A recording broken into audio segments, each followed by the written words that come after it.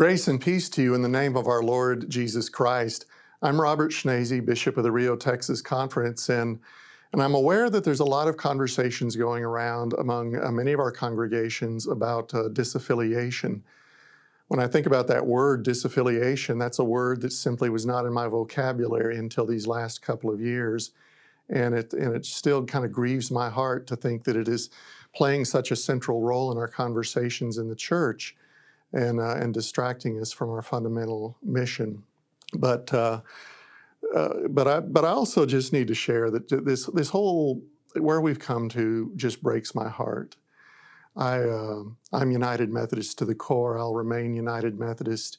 And one of the things I always appreciate about the United Methodist Church is not only that theology of grace, the unlimited grace of God, but also the fact that we have differences of opinion. We have different perspectives, and yet we're able to work alongside each other for the mission of Christ and for all the work that's placed before us. And some of the conversations between folks who are thinking about disaffiliating and those who want to remain United Methodist, they're taking place in congregations where these folks have sat beside each other in the pew for years. They've sung in the same choirs. They've worked side by side in mission projects, and it just grieves me that there's so much conversation about division. On the other hand, if we're going to enter into these conversations, I just invite all of us to do so with kindness, with patience, with generosity and honesty. I think of Reuben Job's kind of summarizing Wesley's general rules: do no harm, do good, stay in love with God. And I also would remind you that anytime you gather with some folks in your congregation or from various congregations, and we talk about LGBT inclusion, that there are always some people present for whom this is not an abstract theoretical conversation. They're thinking of their daughter or their son or their brother or their sister or their niece or their nephew or their coworker. And so speak tenderly when we enter into these difficult conversations. And so just a few things that I want to address. There's a whole lot of information on the internet, mostly generated from other annual conferences.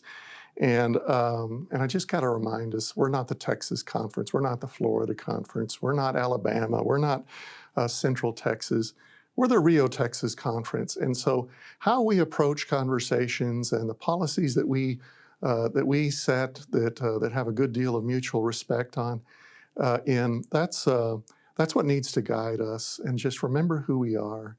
Remember who we are.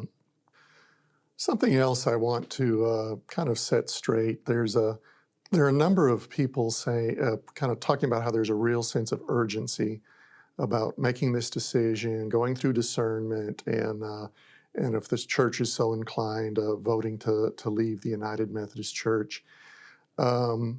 Friends, there will always be a way by which a church can leave the United Methodist Church, and I know that the paragraph 2553 has an expiration date of December 31st, 2023, but there were ways by which churches could leave before there ever was a paragraph 2553.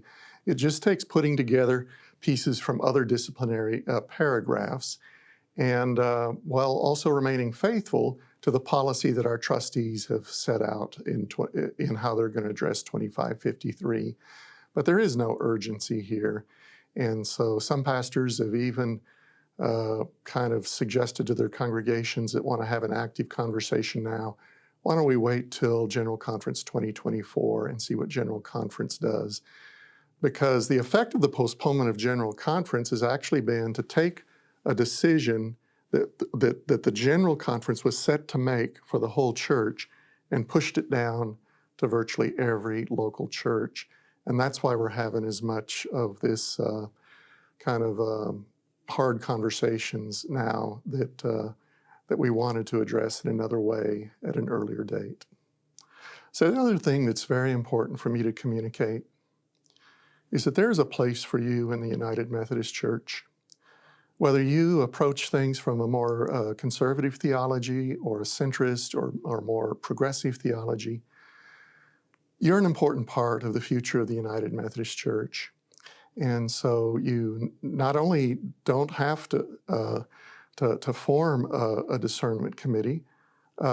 Some churches, I'm thinking of one church in particular, where one of the leaders of the church, after some conversation about whether they would form a discernment committee, stood up and he's speaking from a conservative perspective, and he said, "You know, it seems to me that if we vote, everybody loses. Everyone loses."